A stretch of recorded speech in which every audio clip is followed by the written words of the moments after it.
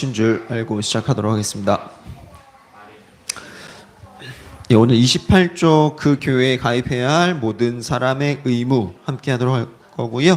다 같이 읽어보겠습니다. 이 거룩한 모임과 회중은 구속받은 자들의 모임이며 그 모임 밖에는 구원이 없기 때문에 우리는 신분이나 지위를 막론하고 누구도 그 모임에서 물러나 혼자 있는 것에 만족해서는 안 된다고 믿습니다. 오히려 모든 사람은 각각 그 교회에 가입하고 그 교회와 연합해야 할 의무가 있으며 교회의 일치를 유지해야 합니다. 그들은 자신을 교회의 교훈과 권징에 복종시켜야 하고 예수 그리스도의 멍에 아래 자신의 목을 구부려야 하며 하나님께서 동일한 몸의 지체로서 그들에게 주신 재능에 따라 형제 자매들을 세우기 위해 봉사해야 합니다.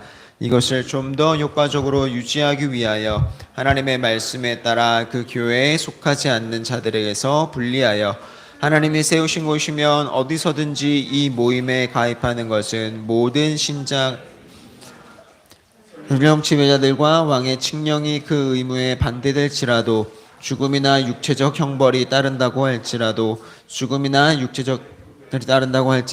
모든 신자들은 그렇게 해야 합니다. 그러므로 그 교회로부터 떨어져 나오거나 그 교회에 가입하지 않는 자는 모두 하나님의 규례를 거슬러 행하는 것입니다. 오늘은 이제 교회에 대한 조금 더 우리가 보편적인 이해를 하고 있는 교회의 어떤 구분과 우리가 어떤 식으로 지금 오해를 하고 있는지 좀 그런 부분들을 한 번 더 같이 나눠보면 좋을 것 같고요. 지난주 말씀드렸던 이제 부분은 교회라는 건 결국은 눈에 보이는 어떤 그런 것뿐 아니라 우주적인 교회, 그러니까 이 모든 온 교회가 하나의 교회, 그러니까 예수 그리스도의 몸으로서의 교회의 역할을 하고 있다라는 것으로 일단은 말씀을 드렸었고, 그래서 오늘 이제 우리가 좀 오해하고 있는 이제 교회가 가지고 있는 속성에 대해서 좀 배우면서 교회가 진짜 교회가 어떤 속성을 가지고 있고 본질적으로 어떻게 되어 있는지를 한번 같이 보면 좋을 것 같고요. 일단은 비가시적 교회, 가시적 교회, 사실 이제 결론부터 말씀을 드리면 둘은 구분되어지지 않아요. 네.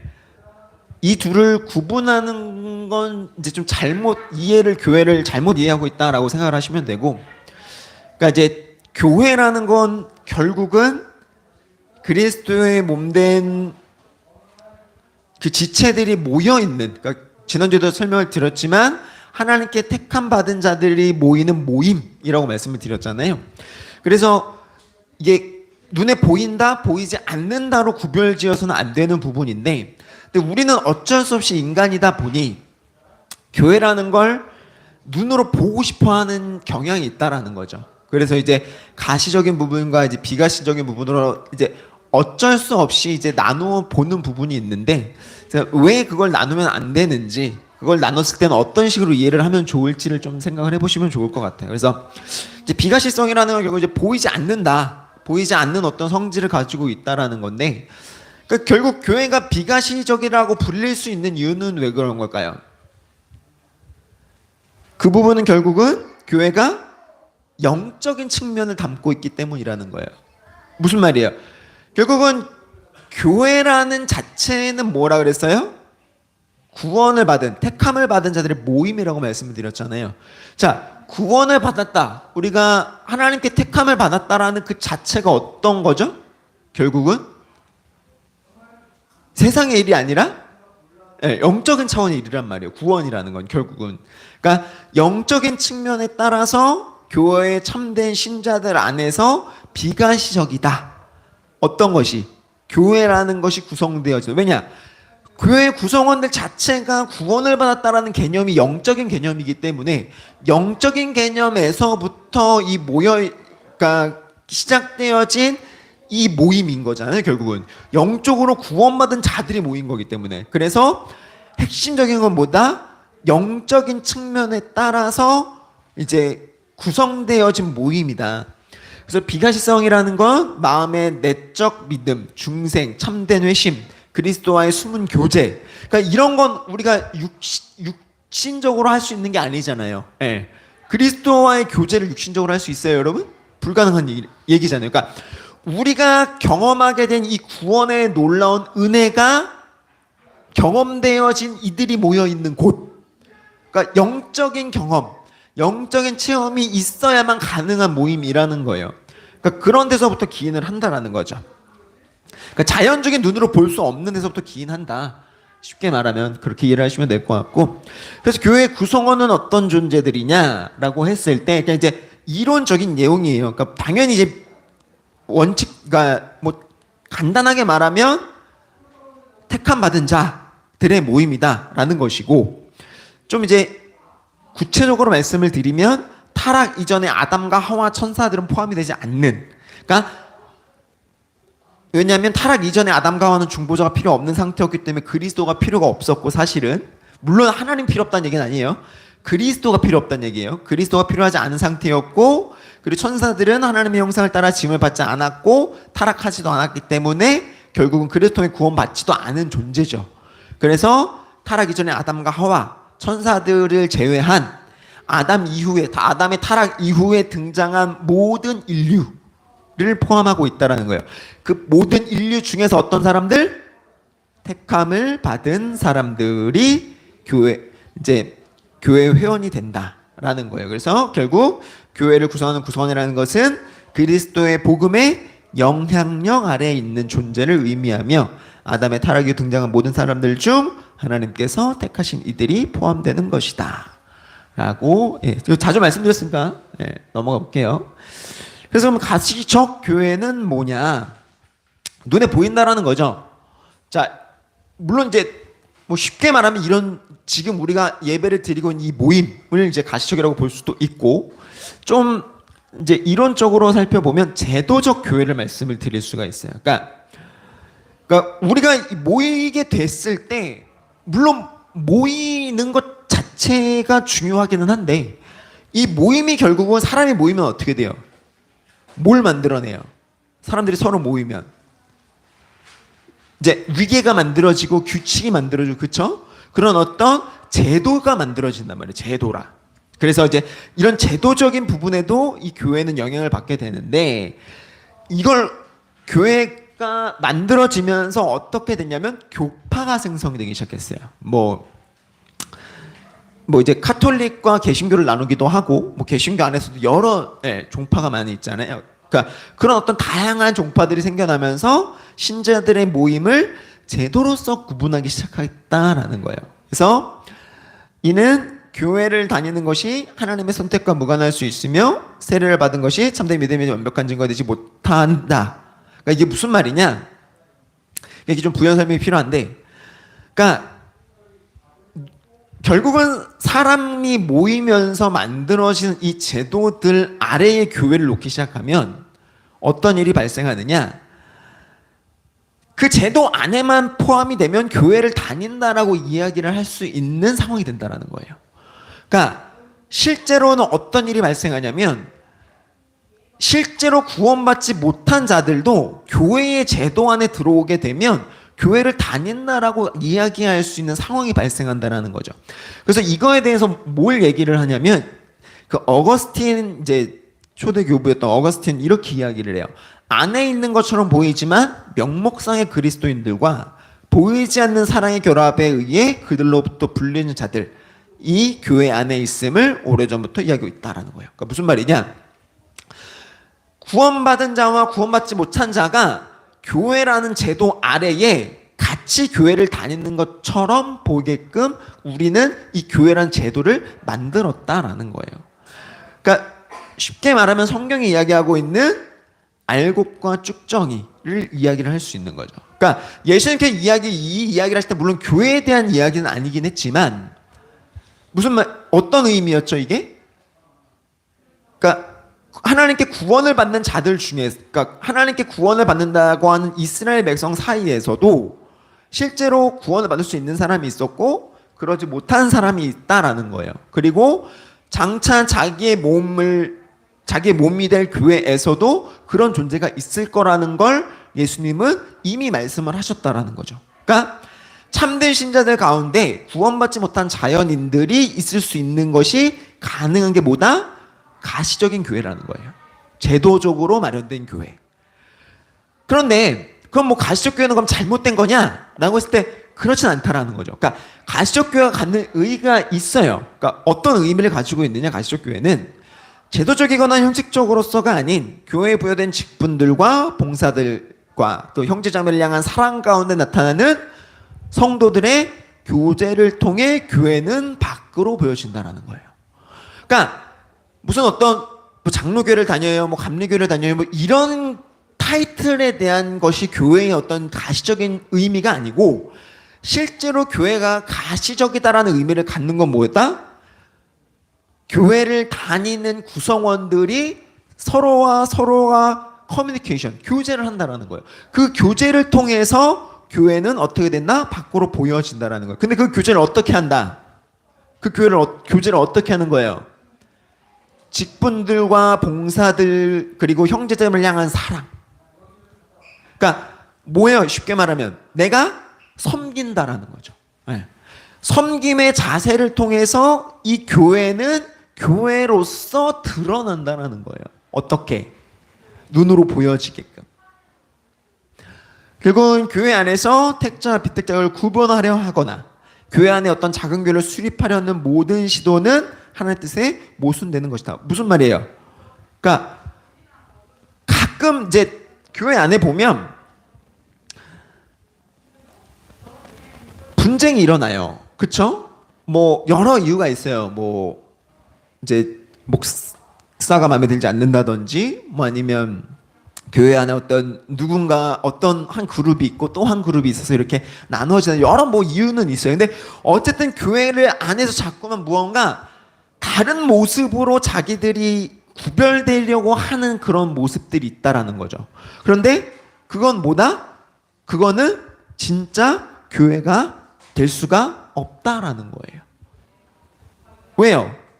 우리는 교회 안에서 어떻게 보여지기 때문에 섬김의 모습으로 교회라는 걸 드러낼 수 있기 때문에 이 섬김의 모습으로 교회를 드러내야 하는 우리의 이 교회됨, 진짜 교회된 의미로서는 교회 안에서는 결코 분쟁이나 갈라섬이 있을 수가 없다라는 거죠. 그러니까 그렇게 우리는 가시적 교회라는 걸 의미를 둘 수가 있는 거고요. 그래서 이 부분에 대해서 좀 통합적으로 좀 이해를 해보면 아까 이제 잠깐 말씀을 드렸지만 이 교파주의라는 거는 결국은 이제 잘못된 방식으로 가시적 교회와 비가시적 교회를 구분하는, 그러니까 이게 플라톤적인 사고에서 왔다라고 이제들 설명을 하는데, 뭐 제가 설명하는 게 아니고 학자들이 그렇게 설명을 하는데 무슨 말이냐? 플라톤이 주장하는 바가 뭐였어요? 만물이 실제하는 어떤, 그러니까 절대자의 마음 속에서 어떤 만물의 실제가 있고, 그러니까 이게 그 위에 어떤 절대자에게 어떤 존재의 실제가 있는데 그 실제는 거기에 있는 거고, 이 땅에는 뭐가 있냐면 거기에 투영되어져 있는 어떠한 이미지가 있는 거예요.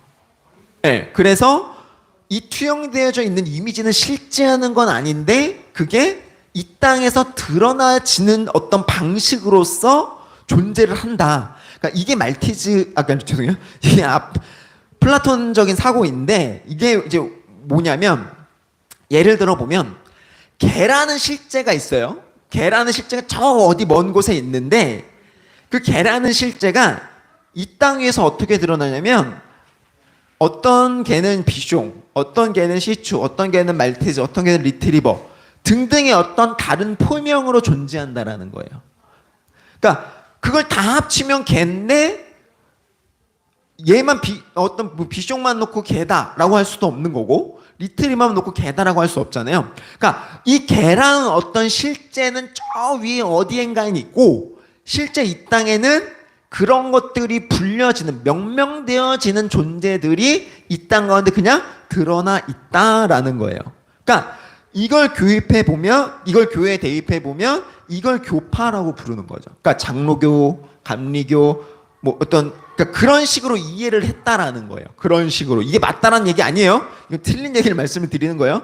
그러니까 플라톤적인 사고로 이걸 교회 대표면 교파라고 불리울 수 있다라는 거죠. 그러니까 무슨 말이냐? 자, 계속해서 말씀을 드리지만 교회는 뭐라 그랬어요? 그리스도에게 택함 받은 자들의 모임이라고 말씀드렸잖아요. 그러니까 그리스도를 머리로 하는 복음에 대하여 치명적인 오류가 있지 않고서는 형제 자매들과 함께 모이기를 힘쓰고 또 진심으로 그 힘을 쓰고 있다라면 그 모임은 언제나 교회라고 불릴 수 있다라는 거예요. 교회라는 존재 자체가. 그러니까 장로교가 어떠니 감리교가 어떠니 뭐 물론 카톨릭은 좀 다른 얘기냐면 뭐 카톨릭이 어떠니 하는 어떤 구별들이 사실은 하나님이 보시기에는 그리 건강하진 않다는 거예요. 다만 이제 우리가 어떤 그 복음의 실제에 접근하기 위해서 가까이 다가가는 방법이 다를 뿐이라는 거예요. 네. 그러니까 그래서 카톨릭에도 구원은 있다라고 이야기를 하는 이유가 거기 있는 거고요. 네. 구원은 있다고 이야기를 해요. 뭐 다 구원을 받는다라고 얘기하진 않지만 거기에도 구원은 있을 수 있다라고 이야기를 하죠. 왜냐? 어쨌든 그리스도를 머리로 둔 교회로 스스로를 인지하고 있기 때문에. 네.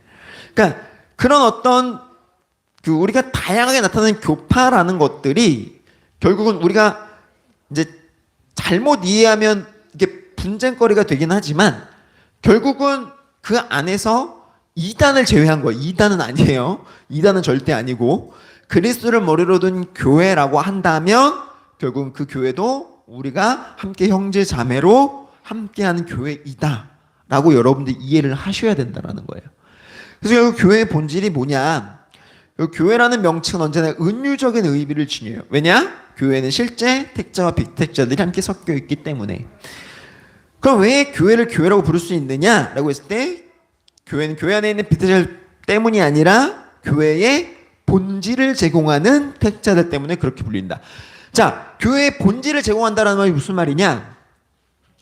자, 계속 말씀을 드리죠. 이건 뭐 계속 들으셔도 뭐 외워두셔도 좋을 것 같아요. 교회는 택함 받은 자들의 모임이에요. 자, 아까 택함 받았다라는 게 어떤 측면을 갖고 있다 그랬죠? 영적인 측면을 갖고 있다 그랬어요. 그러니까 영적으로 그리스도와 연합된 자들이 모여 있는 곳, 그 본질을 제공하는 것이 바로 택자들이라는 거예요. 믿는 자들, 진짜 믿는 자들. 그렇기 때문에 교회라는 이름을 달 수 있는 것이 바로 이 믿는 자들, 진짜 믿는 자들 때문이라는 거예요. 그걸 이해를 하셔야 돼요. 그래서 교회는 그리스도를 믿는 참된 신자들의 모임이며 언제나 그렇게 지속되어 왔고 그리스도께서 다시 오실 때까지 그렇게 지속되어져 갈 것이다. 그러니까 제가 이제 우스갯소리로 이제 목사님이랑 했던 얘기 중에 하나가 뭐냐면 최근에 이제 신대원의 그 경쟁률이 굉장히 낮아졌어요. 1대1이 안 돼요, 이제. 어느 신대원도. 어떤 신대원도. 그러니까, 왜냐면, 이 신대원을 예전에 이제 7, 80년대부터 이렇게 막 갔던 이유가 뭐냐면, 뭐 좀, 그러니까 물론 이제 다 그런 건 아니겠지만, 신대원을 가면 돈을 벌 수 있었어요. 쉽게 말하면. 교회를 열면 돈이 벌렸어요. 그러니까 교회를 꾸리는 것들이 어떻게 보면 내가 먹고 사는데 굉장히 뭐랄까요? 아무런 지장이 없었단 말이에요. 근데 지금은 어때요? 지금 교회를 개척하면 속된 말로 미쳤다는 얘기를 들어요. 왜요? 교회를 개척해도 아무도 안 오거든요. 저는 그래서 오히려 더 감사하다고 얘기를 했어요. 왜냐하면 결국은 하나님은 하나님께서 원하시는 자들을 그냥 부르시거든요. 근데 그 안에는 아까도 말씀드렸듯이 알곡도 있지만 쭉정이도 있단 말이에요. 그런 것들이 갈라쳐질 수 있는 시기인 거예요. 교회를 다니는 것들이 세상 안에서는 부끄러워 보이기도 하고 또 세상 안에서는 이제 아무런 힘도 없고 아무런 능력도 없는 이런 시대가 될수록 결국은 교회 믿는 자라고 고백할 수 있는 자들은 결국은 알곡밖에 남지 않게 된다라는 거죠. 그러니까 믿는다라는 것 자체, 내가 진짜 하나님께 택함 받은 자라는 것을 고백할 수 있다라는 것 자체가 이제는 어떻게 보면 용기가 필요한 시대가 된 거고, 그렇기 때문에 이 교회라는 것의 본질이 뭐냐라고 했을 때 아까도 말씀을 드리지만 결국은 진짜 믿는 자들이 내가 하나님을 믿는다라고 고백할 수 있는 곳이라는 거예요. 그런 모임이라는 거예요. 이런 모임에 사실 이제는 쉽게 나오기 어려워요. 특히 젊은 친구들도 더 그래요. 지금 이제 시대가 갈수록 더 그렇게 변해갈 텐데, 그러니까 그런 어떤 영적인 차원의 일들에서 고민을 하셔야 되는 부분이고, 그러니까 끊임없이 교회는 이제는 계속해서 시련과 핍박 가운데 놓여 있을 수밖에 없는데, 네, 뭐 결론을 말씀드리는 건 아니지만 여러분들이 그런 측면에서는 참 감사하다라는 거예요. 그래서 이제 오직 하나님만이, 무슨 말이냐, 교회 영적 측면과 참된 회원들은 하나로 합쳐서 따로 분리될 수 없다라는 거예요. 뭐 계속 말씀드렸던 내용이죠. 그래서 중요한 건 뭐냐, 나는 진짜 믿는 사람이니까 그럼 믿지 않는 쭉정이들을 갈라쳐내야지라고는 하지 마시라는 거예요. 네. 교회는 가장 내밀한 것에 대해 판단하지 않아요. 무슨 말이냐, 제가 한창 이제 대학교 학부를 다닐 때 그때 유행했던 것 중에 하나가 뭐냐면, 이렇게 막 무언가 이렇게 그 영성 훈련이라 그래서 막 찬양팀하고 막 이런 친구들이 뭘 했냐면 같이 막 모여서 자기의 막 그 어두웠던 지난 과거나 뭐 자기의 잘못이 이런 것들을 막 고백하고 막 하면서 기도를 하자 막 이런 시간이 있었어요. 근데 교회는 그런 걸 판단하는 곳이 아니에요. 교회는 그런 식으로 무슨 심리 상담을 하고 이런 곳이 아니라는 거예요. 교회는 하나님의 복음을 듣는 곳이고, 그러니까 하나님은 인간에게 다른 인간의 영혼을 판단할 척도를 주지 않으셨어요. 그러니까 내가 이게 여러분들 자칫 잘못해서 자꾸 막 교회 안에서 뭐 상담을 하고 뭘 하고 이런 거는 저는 건강하다고 보진 않아요. 그러니까 왜냐, 이미 내가 죄인인데 다른 죄인의 말을 들어서 뭐 할 거예요? 그 말을 들어서 여러분들 뭐 좋을 게 있어요? 그냥 그 사람의 흉만 보게 되는 거죠. 그렇죠? 흉만 알게 되는 거예요. 그러니까 내가 다른 어떤 영혼을 판단한 척도를 하나님 주지 않으셨다고요. 오직 하나님만 그 영혼을 판단하실 수 있고, 하나님만 그 영혼에 대해서 이해하고 하나님만이 그 영혼을 품으실 수 있다고요. 그러니까 오직 하나님만이 자기에 속한 자들을 아신다라는 거예요. 그래서 성경과 역사는 비가시적 교회와 가시적 교회는 구분되는 것이 아니고 하나라는 것을 끊임없이 증거한다라는 거예요. 이제 약간 다른 길로 샜는데, 그래서 어찌됐든 결국 교회를 그럼 왜 다녀야 되냐, 그러니까 이게 중요하죠. 네, 그럼 교회를 왜 다녀야 돼? 라는 게 중요한데, 그러니까 하나님께 속해 있다라는 걸 드러낼 수 있는 방편이라는 거죠. 그러니까 아무리 교회에 뭐 쭉정이가 섞여 있다 할지라도 결국 교회라는 건 신자들의 모임인 거예요. 택함을 받은 자들의 모임이라는 거죠. 제가 지난주에도 분명히 여러분들에게 계속적으로 말씀을 드리지만 교회는 믿는 자들의 모임이에요. 그래서 바울은 자신의 서신서들을 통해서 여러 지역에 있는 교회들을 향해 하나님의 교회라는 표현을 썼어요. 교회의 주인이 누구다? 하나님이시다. 그러니까 교회는 결코 하나님과 분리되어서는 안 되며 하나님께 속한 택한 자들로 하여금 속히 교회로 올 것을 종용해야 된다라는 거예요.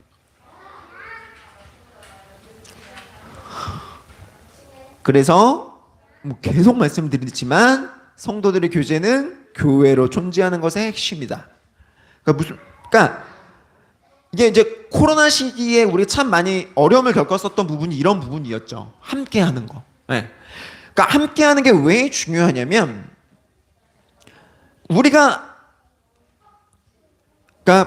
우리는 어쩔 수 없는 육신을 갖고 있기 때문에 그냥 생각만 해서는 사실은 잘 이해되어지지 않아요.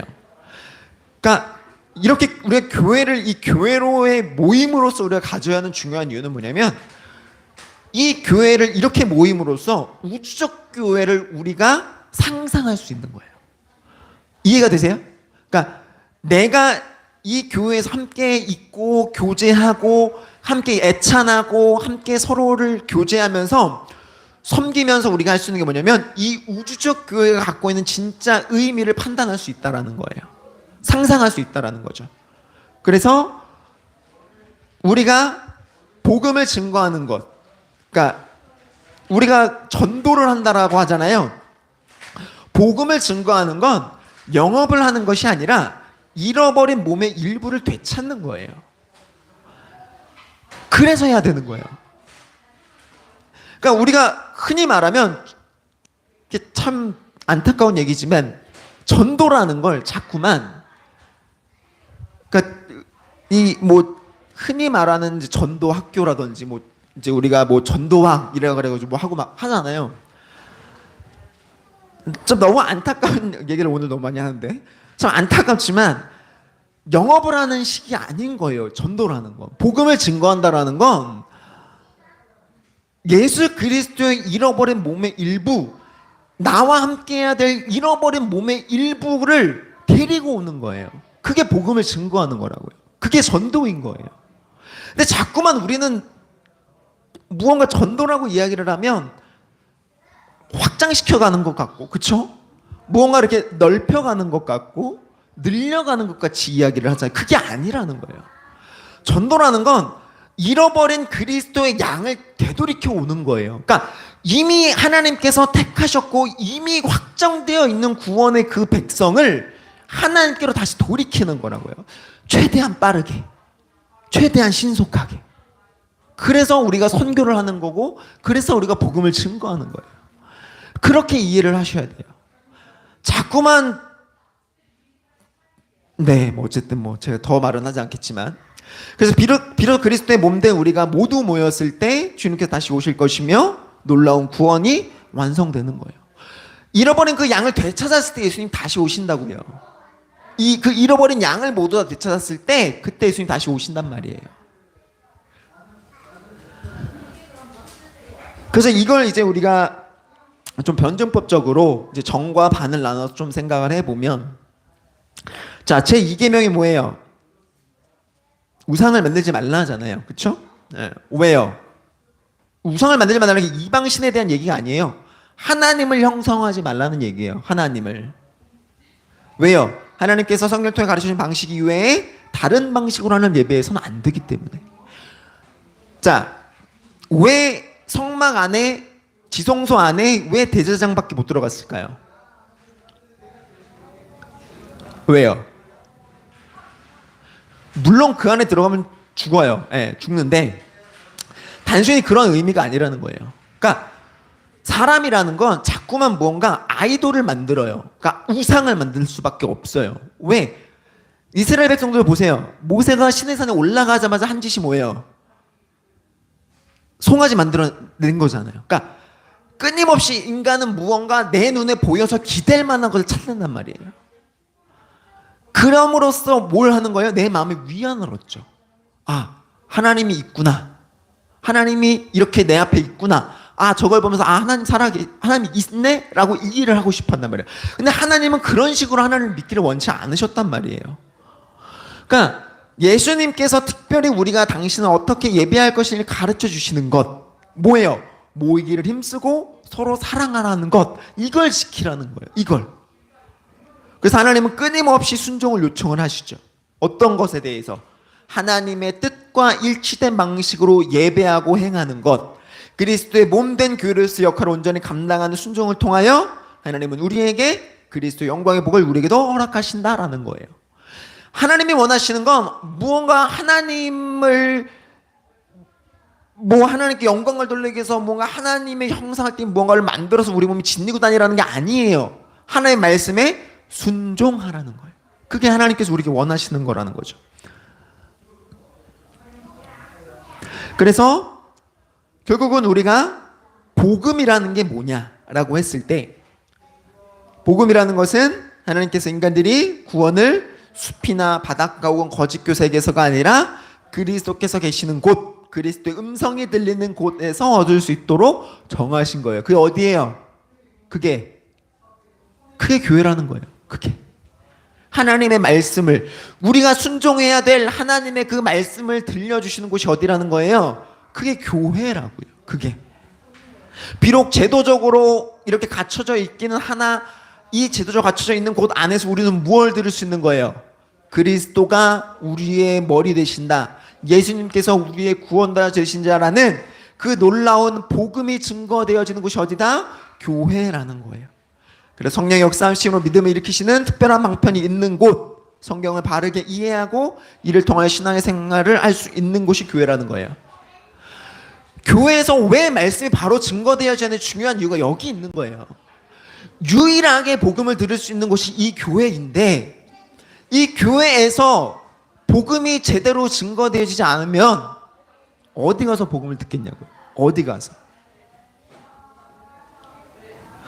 이런 차원에서 성경의 표준들을 지지하고 바른 말씀을 증거하는 교회를 통하여 우리의 믿음을 바르게 자라게 해야 한다라는 거예요. 어느 교회를 가도 상관없지만, 어느 곳을 가도 상관없지만, 다만 중요한 건 뭐다?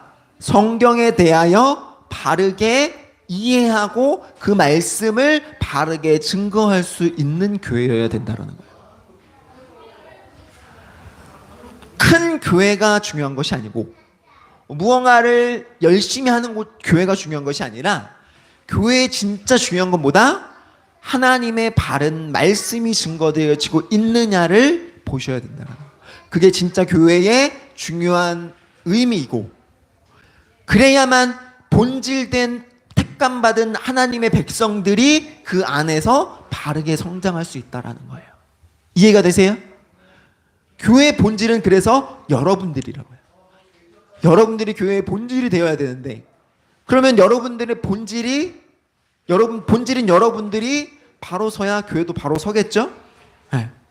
여러분들이 그만큼 중요한 분이시라는 걸 잊지 마시고, 여러분들의 신앙생활 가운데 참된 복음에 거할 수 있는 그리스도의 교회가 되셨으면 좋겠습니다. 수고하셨습니다.